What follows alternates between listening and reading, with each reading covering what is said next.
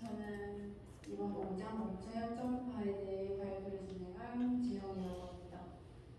먼저 순서는 계산 그래프, 역전파, 그리고 활성화 함수 계층, 어파인 소프트맥스, 그리고 오차협정파 예제를 보면서 마무리해 보겠습니다.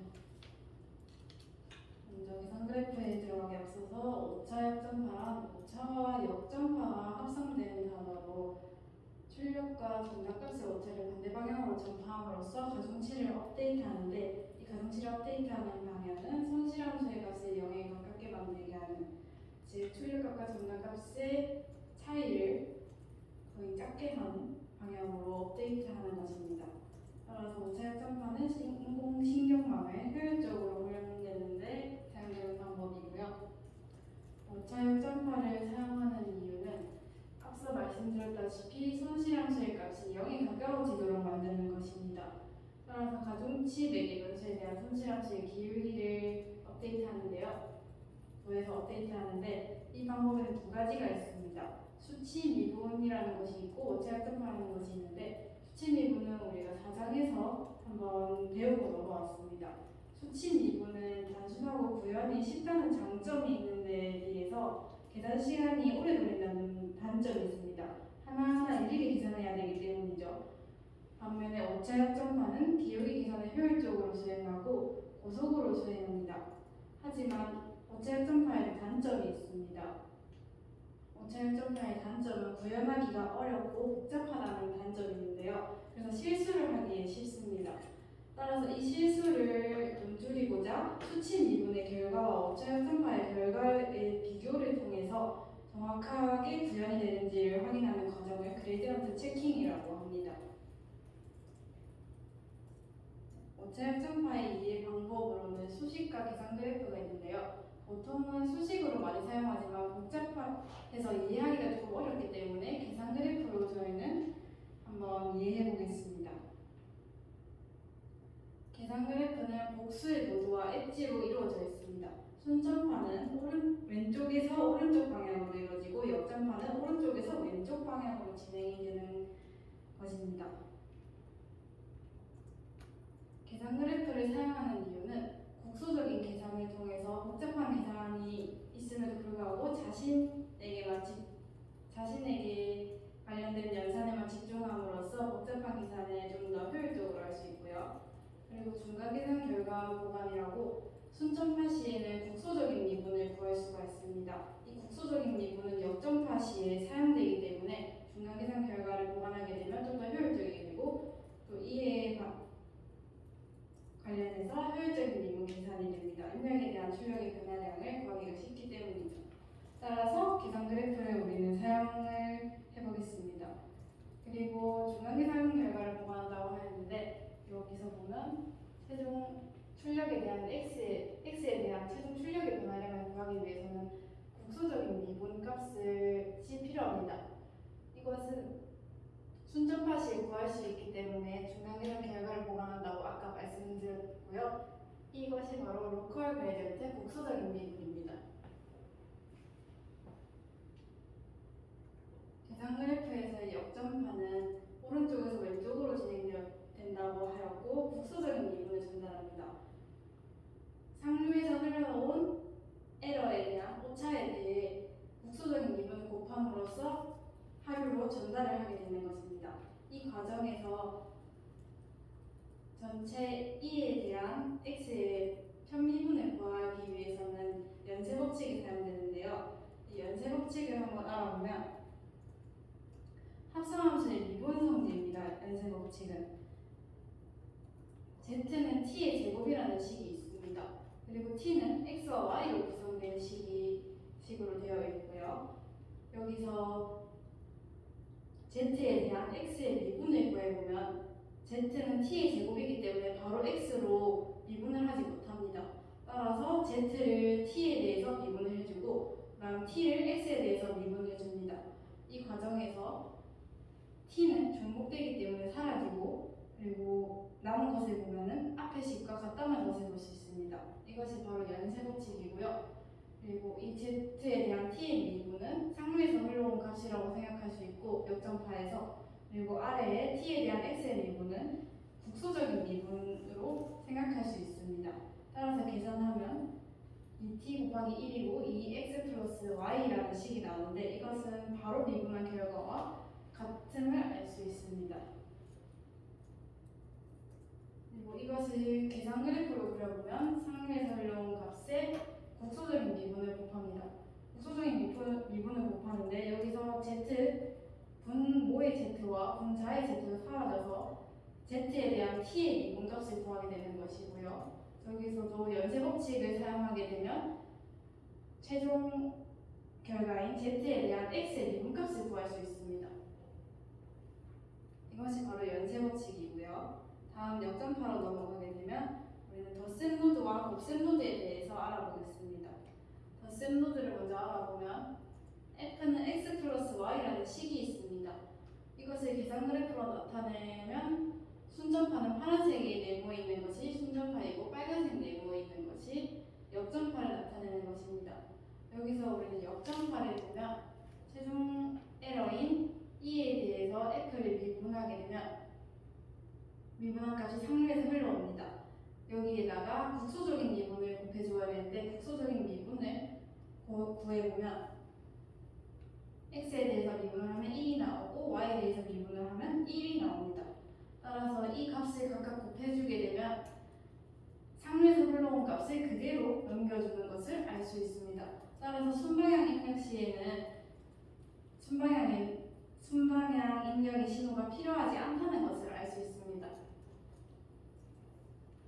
그리고 곱셈 노드의 역전파를 보면 g는 x 곱하기 y라는 식이 있습니다. 여기서도 빨간 네모를 보시면 역전파에서 최종 출력 2에 대한 g의 미분값이 상류에서 넘어옵니다. 넘어온 값에 국소적인 미분을 곱해주기 위해서 먼저 구해보면 g에 대한 x의 미분은 y, g에 대한 y의 미분은 x 이렇게 해서 각각 곱해주면 여기서 보시다시피 반대편의 입력값이 들어가는 것을 볼 수 있습니다. 따라서 곱셈 노드 역전파 시에는 순방향 입력의 신호를 저장해 주어야 하는데요. 이렇게 각각 곱해주어야 하기 때문에 저장이 필요합니다. 이것을 코드로 구현해보면 포워드는 순전파, 백워드는 역전파를 나타내는데요. 여기서 덧셈 계층을 먼저 보시면 포워드 시에 덧셈 값을 더한 값을 반환해주고 역전파 시에는 각각의 미분 값은 1을 곱해서 반환을 해줍니다. 반면에 곱셈 계층에서는 초기화 시에 입력 신호를 저장할 수 있는 변수를 먼저 선언해주고요. 그리고 순전파 시에 해당 입력 값을 저장해줍니다. 그리고 최종적으로 곱셈한 값을 출력으로 내보내는 것이죠. 그리고 역전파 시에는 이전에 순전파 때 저장했던 입력 값을 반대로 넣어줌으로써 반환을 해줍니다. 그리고 이 과정에 대해서 예제를 통해 이해해 보겠습니다. f는 x와 y, z로 구성된 식이 있습니다. 또 x 플러스 y는 g라는 함수로 나타내고요. 따라서 f는 gz라는 식이 있습니다. 이것을 계산 그래프로 그려보면 이와 같은데요. 일단 순전파를 통해 먼저 구해보겠습니다. 그리고 입력값은 -3, 7, 5 그리고 이 값을 통해서 g의 값은 4가 나오게 되고 f는 20이 나오게 됩니다. 그래서 계산 그래프에 그려주면 이렇게 됩니다. 이렇게 순전파를 통해 구했고요. 우리는 역전파를 하기 위해서 순전파 시에는 국소적인 미분을 구할 수 있다고 하였습니다. 따라서 국소적인 미분을 먼저 구해보면 먼저 순전파 방향대로 왼쪽에서 오른쪽으로 오겠습니다. g에 대한 x의 미분 값은 저 함수를 미분해보면 1이 나오고요. 그리고 덧셈 노드이기 때문에 각각 1이 됩니다. 1이 나오게 되고 위의 값은 밑에 f에 대한 미분 값은 z로 미분을 하게 되면 g 값이 되고요. g로 미분을 하게 되면 z 값이 됩니다. 그리고 최종 출력은 f라고 가정하에 1이라고 최종적인 에러를 반환 1로 미분값이 나온다고 생각해 봅시다. 일단은 이렇게 구한값을 가지고 역전파를 진행해 보겠습니다. 역전파의 그래프는 아까의 순전파의 반대 방향으로 그리면 되는데요. 여기서 역전파는 오른쪽에서 왼쪽으로 진행해 보겠습니다.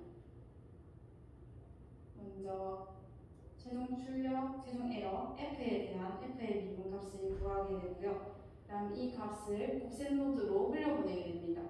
흘려보내면 여기 국소적인 미분값을 곱하게 됨으로써 해당 식이 이렇게 되고요. 여기서 연쇄 법칙을 거치게 되면 최종 출력 f에 대한 g의 f의 변화량을 구할 수 있습니다. 여기서도 마찬가지로 z에 대한 f의 변화량을 구할 수 있습니다. 그리고 다음으로 이 해당 값을 흘려보내면 곱셈 노드로 여기에 국소적인 미분값을 곱하게 되면 이렇게 됩니다. 여기서도 연쇄 법칙이 일어나면 x에 대한 최종 출력 f의 변화량을 구할 수 있는 것이죠. 그리고 여기에 우리가 구한 숫자를 대입해보면 이렇게 됩니다. 이것을 보시면 일단 x를 먼저 보시면 x는 최종 출력 f에 대한 변화량을 구하시는데요. 여기서 5라는 값이 나오는 것은 x가 1 증가했을 때 f가 5 증가한다는 것을 알 수 있습니다. 다음 y, z, g도 마찬가지입니다. y와 g가 1 증가할 때 5 증가하는 것을 알 수 있고 z가 1 증가했을 때 f가 4 증가한다는 것을 알 수 있습니다. 그리고 활성화 함수 계층을 해보겠습니다. 저희는 앞에서 레로 활성화 함수 계층과 시그모이드 함수 계층을 했었는데요. 먼저 레로 함수를 해보겠습니다. 레로 함수는 0 이하의 값일 때는 0을 반환하고 0을 초과하는 숫자 입력에 대해서는 입력값 그대로 받는 함수입니다. 식은 이렇게 다음과 같고요. 이 식을 미분하게 되면 0과 1로 이렇게 나타나게 됩니다. 이것을 계산 그래프로 그리게 되면 0을 초과하는 경우에는 최종적인 상류에서 흘러온 미분값에 대해 국소적인 미분값을 곱하는데 0 이상인 경우에는 0을 초과하는 경우에는 1이기 때문에 여기에 1을 곱하게 되면 상류에서 흘러온 값을 그대로 흘려보내게 됩니다. 반면에 0 이하인 경우에는 최종적인 미분에 대해서 0을 곱하기 때문에 0을 흘려보내서 신호를 전달하지 않는다고도 할 수 있습니다. 그리고 이것을 코드로 그려내보면 다음과 같습니다. 0 이하인 경우에는 true값을 주음으로써 입력값에 0을 주고요. 백워드에서도 마찬가지로 0 이하인 경우에는 0을 true 값을 준 forward 시에 주었던 마스크를 이용해서 0 값을 전달하게 됩니다. 0 이하인 경우에는. 그리고 시그모이드 함수에 대해서는 시그모이드는 0과 1 사이의 값으로 반환해주는 함수를 말하는데요. 식은 저기 위에 보시다시피 저렇게 1 플러스 2의 마이너스 x분의 1의 식을 가지고 있습니다. 이 식을 미분하기 위해서 해당 식을 계산 그래프로 그려봤는데요. 계산 그래프로 그려보면 아까의 레로 함수에 비해서는 조금 복잡한 것을 볼 수 있습니다. 하지만 이것을 오른쪽에서 왼쪽으로 시작함으로써 왼쪽으로 진행함으로써 미분식을 구해보도록 하겠습니다.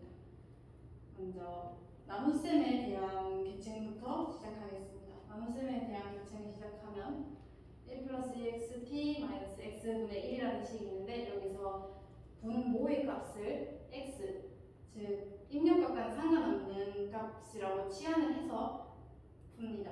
따라서 미분을 하게 되면 마이너스 x제곱분의 1이 되고요. 이것을 또 원래의 값으로 반환해서 적으면 저런 값이 됩니다. 마이너스 1 플러스 xp 마이너스 x의 제곱분의 1. 그리고 이것을 보면 y로도 나타낼 수 있다는 것을 알 수 있죠. 따라서 마이너스 y 제곱이 된다는 것을 알 수 있습니다. 그리고 이 값을 하류로 흘려보내게 됩니다. 하류로 흘려보낸다는 것은 오른쪽에서 왼쪽으로 보낸다는 뜻입니다. 이 값을 흘려보내고요. 그리고 다음 덧셈 보드에 대해서는 아까 배웠다시피 받은 값을 그대로 넘겨줍니다. 따라서 받은 값을 그대로 넘겨줘서 EXP 계층을 이제 계산해 보겠습니다. EXP 계층에서는 이것을 EXP를 미분하게 되면은 그대로 EXP가 나오기 때문에 해당 식이 이렇게 되고요. 이것도 마이너스 x를 x로 치환해서 푼 겁니다.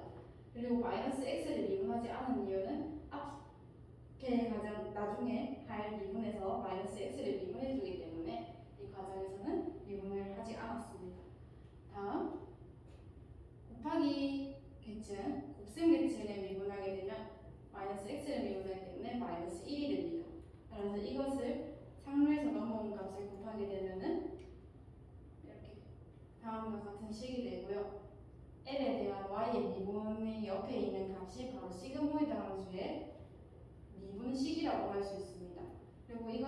x에서 y로 된 식인데요. 이것을 y로만 구성된 식으로도 변환을 할 수가 있습니다. 이 값을 가져와서 보면 이 y의 원래 값을 넣어줍니다. 저 위에 있는 시그모이드 함수 식을 넣어줍니다. 이렇게 해서 넣어주고요. 그리고 분모를 나누어서 곱해주게 됩니다. 분모를 나누어서 곱하게 되면은 앞에 값이 y로 변환이 되는 것을 볼 수 있고 뒤에도 이제 나중에 y로 변환되는 것을 볼 수 있습니다. 이것을 다시 y로 변환해서 쓰면 이렇게 되고요. 그리고 이것을 변환해주기 위해서 분모의 값과 똑같이 맞춰주고 마이너스 1을 해줍니다. 이렇게 해주면 1 플러스 xp 마이너스 x분의 1, 즉 뒤에가 y값이 되는 것을 확인할 수 있습니다. 따라서 시그모이드 함수를 미분을 하게 되면 y 곱하기 1 마이너스 y라는 식으로 구할 수 있다는 것을 알 수 있습니다. 계산 그래프를 보면 저렇게 나오는 것을 알 수 있고요. 이것은 나중에 쓰이기 때문에 기억을 해주면 좋을 것 같습니다. 이것을 코드로 구현하면 포워드 시에 출력값을 저장해줍니다. 이 출력값은 저기 y 곱하기 1 마이너스 y라고 적어놨듯이 이용을 하기 때문에 저장을 했고요. 따라서 역전파 시에 보면 여기서 self.out으로 통해 이용을 하는 것을 볼 수 있습니다. 이 식이 바로 시그모이드를 나타낸 것이고요. 다음 어파인 계층과 소프트맥스 위드 로스를 해보겠습니다. 인공신경망에서는 행렬의 곱을 통해서 우리는 학습을 합니다. 앞에서는 단일 값을 다뤘었죠. 따라서 앞에 내용과는 다른 점은 여기서는 행렬을 이용하는 것입니다. 그래서 행렬의 곱을 수행하는 계층을 어파인 계층이라고 하고요. 행렬의 곱에서는 차원의 원소수를 일치시키는 게 핵심입니다. 일치를 시켜주지 않으면 셈이 아예 되지 않고 에러가 나버리기 때문이죠. 따라서 여기 닷 부분에 보면 행렬의 곱이 일어나는 부분에 보면 여기서 옵차 역전파를 통해 상렬 값을 받아들이고 이 값에 해당 출력 L에 대한 X의 미분값을 곱해야 합니다. X에 대한 L을 구하기 위해서는. 그런데 여기서 보면 차원의 수가 그냥 반대편에 행렬 곱셈 무대에서는 반대편의 입력값을 각각 국소적인 미분으로 곱해준다고 하였습니다. 그런데 바로 곱하게 되면 행렬의 차원이 맞지 않아서 전치 행렬을 곱해줍니다. 이것이 바로 행렬의 곱이 일어나는 어파인 계층이라고 할 수 있고요. 그리고 이것을 원래는 우리가 학습을 할 때 배치를 이용하는 경우가 대부분이죠. 따라서 배치용 어파인 계층은 앞에 n이라는 차원이 추가된 것을 볼 수 있습니다. 앞에서 진행되는 역전파 과정은 동일하고요. 그래서 n의 차원이 추가가 된 것을 지라고만 생각하면 될 것 같습니다.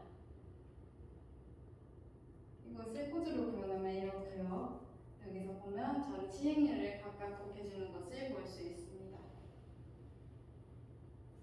그리고 소프트맥스 위드 로스 계층에서는 소프트맥스라는 게 입력값을 정규화해주는 것이고요. 최종적으로 전체적인 라벨에 대한 확률이 1로 총합이 1이 되도록 정규화해주는 것입니다. 따라서 여기서 어파인과 레루 함수를 거쳐서 나온 점수를 통해 우리는 추론을 할 수 있는데요. 점수로만으로도 추론을 할 수 있습니다. 여기서 가장 높은 점수를 가지는 라벨에 대해서 저희가 예측을 할 수 있는 거죠. 하지만 소프트맥스를 거치게 되면 확률이 나오게 되는데 이 확률로도 구할 수도 있지만 점수로만으로도 구할 수 있기 때문에 추론에는 소프트맥스가 거의 사용되지 않습니다. 하지만 학습에는 원한 인코딩된 라벨을 통해서 오차를 구하고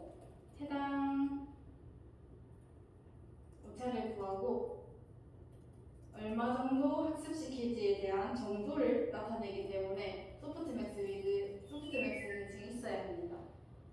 따라서 뒤를 보면 해당 계산 그래프가 이렇게 되는데요. 점수 A라는 게 입력으로 들어오고 소프트 위드 로스 계층을 통해 y1과 정답값 출력값 y1과 정답값 t1에 대한 오차를 계산한 최종 손실인 L을 계산하게 됩니다. 이것에 대해서 역전파를 진행하게 되면 소프트미디어로서는 정답값과 출력값에 대한 오차를 내보내게 되는 것이고요. 이 과정을 숫자로 나타내게 되면 이렇게 되는데요.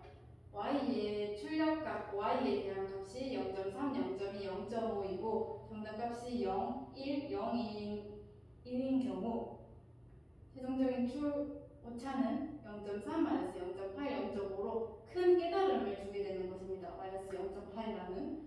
그리고 다른 예시로 0.01, 0.99, 0이라는 출력값이 나왔을 때는 학습 정도가 -0.01로 작은 깨달음을 줌으로써 이렇게 구성이 되는 것입니다. 이것을 간단하게 코드로 표현하면 해당 정답 라벨에 대한 확률에만 1을 빼줌으로써 이와 같은 오차를 얻을 수 있습니다.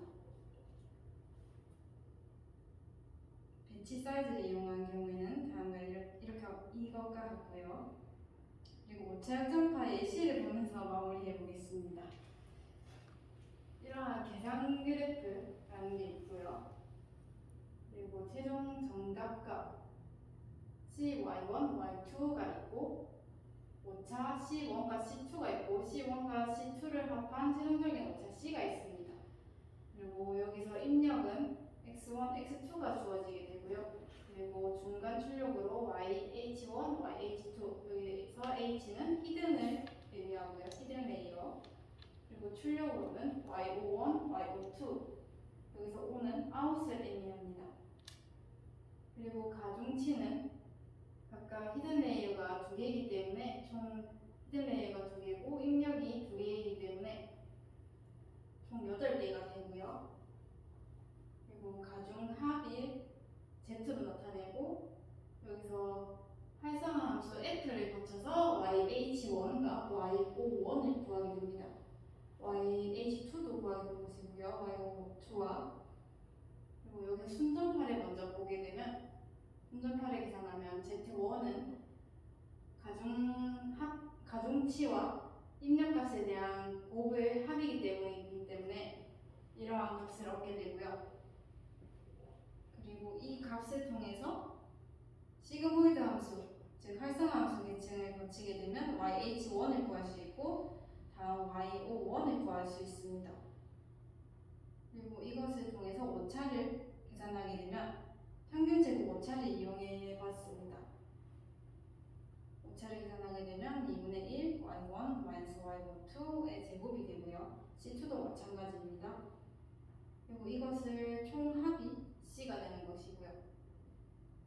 그리고 우리는 역전파를 먼저 해보겠습니다. 역전파를 진행해 보겠습니다. 역전파는 오른쪽에서 왼쪽으로 진행된다고 하기 때문에 먼저 두 번째 계층에 있는 부분에 대한 가중치를 업데이트해 보겠습니다. 역전파를 하기 위해서 해당 부분만 따로 떼봤습니다.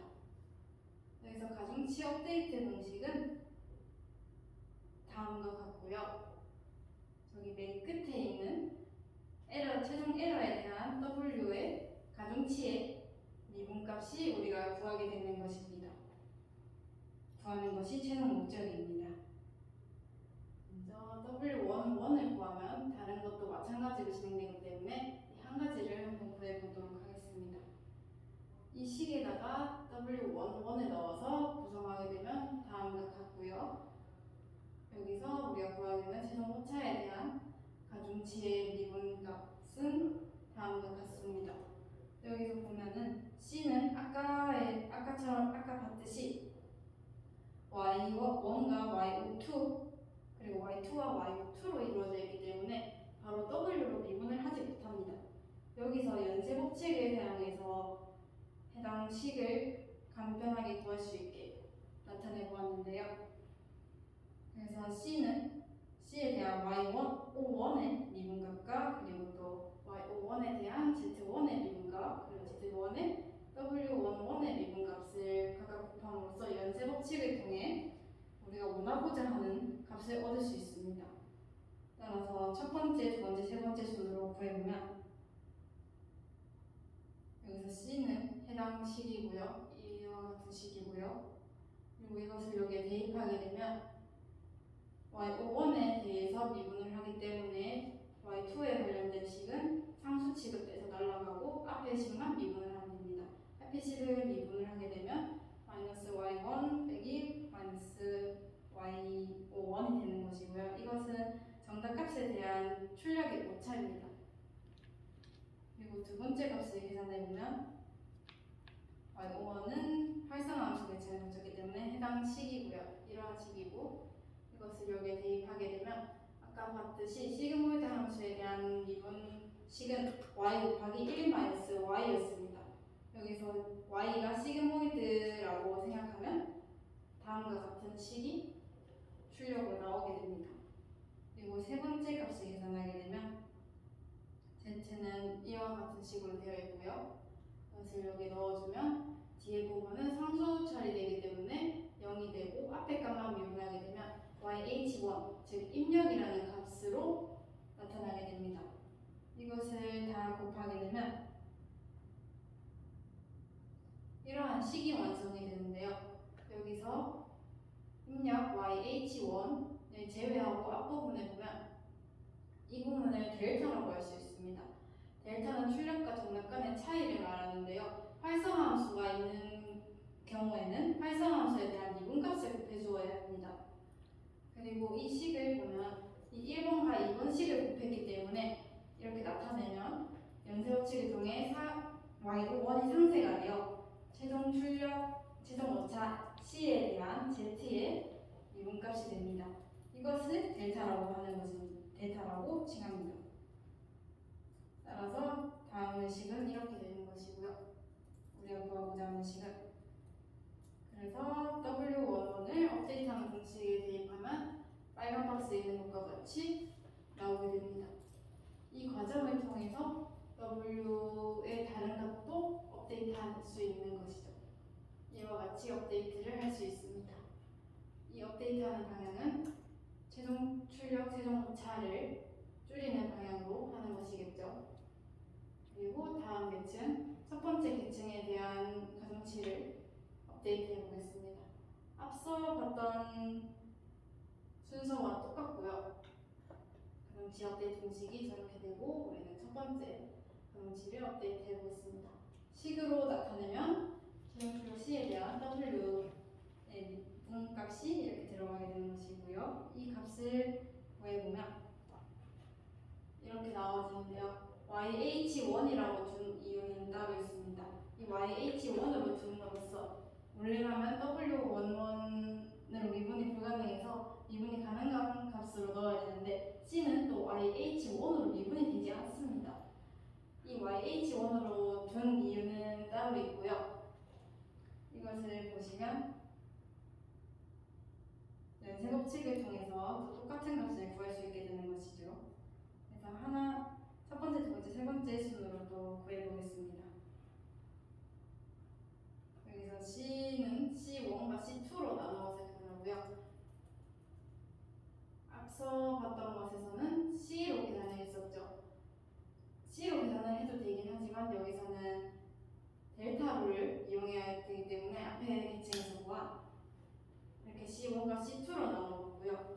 그리고 C1은 여기 식과 같이 YH1으로 미분이 되지 않습니다. 따라서 이것을 또 연쇄법칙을 통해서 다른 식으로 구현해보면 C1에 대한 Z의 미분값으로 나타내주는데요. 이 앞에 식은 이 식을 보면 앞에 두 번째 계층에서 구했던 델타 5가 동일한 값임을 알 수 있습니다. 이것을 이용하기 위해서 우리는 이렇게 구했던 것이고요. 그리고 뒤에 값, 이 값도 보면 델타 2를 이용하는 것을 알 수 있습니다. 따라서 이렇게 식이 되는 것이고요. 그래서 이것을 구해보면 뒤에 값은 아직 미분을 해주지 않았기 때문에 미분을 따로 해줘야 됩니다. 여기에 값을 넣어서 미분을 하게 되면 W 뒤의 값은 여기는 상수 처리돼서 없어지고 앞에 값만 미분하게 되면 W11만 남게 되고 여기도 W21만 남게 됩니다. 이것을 간소화하면 이런 식이 되고요. 그리고 다음 두 번째를 구해보면 두 번째는 YH1에 대해서 구해보겠습니다. 여기서 제가 잘못 적은 부분인데요. Y51이 아니고 YH1으로 적었는데 앞에 식을 가져오다 보니 이렇게 되었습니다. 그래서 해당 식은 똑같고요. 그리고 여기서 값만 변경해 주기 때문에 여기서도 Z에 대한 2번 계층인데 3번 계층에 대한 것을 가져오다 보니 이렇게 되었습니다. 앞에서 똑같이 시그모이드를 미분하게 되면 y 곱하기 1 마이너스 y이기 때문에 이러한 식이 나오는 것이고요. 그리고 세 번째를 구해보면 z는 이러한 식이었고 이것을 대입해주면 남는 것은 입력에 대한 x1 값만 남게 됩니다. 앞에 봤듯이 앞에서도 YH1만 남았었습니다. 이번 계층에서도 똑같은 방식으로 구성이 된다는 것을 확인할 수 있죠. 그래서 이것을 각각 곱하게 되면 이와 같은 식이 됩니다. 그리고 여기서 앞에서 했던 것과 같이 x1에 제외한 앞에 값, 입력값 x1에 제외한 앞에 값은 델타가 됩니다. 따라서 델타는 정답과 출력간의 차이라고 했고 여기서 정답과 출력간의 차이가 저기 앞에 봤듯이 델타 1 곱하기 w에 대한 식으로 구성이 되는 것입니다. 그리고 뒤에는 활성화함수 계층을 미분하는 것이 곱하게 되는 것이고요.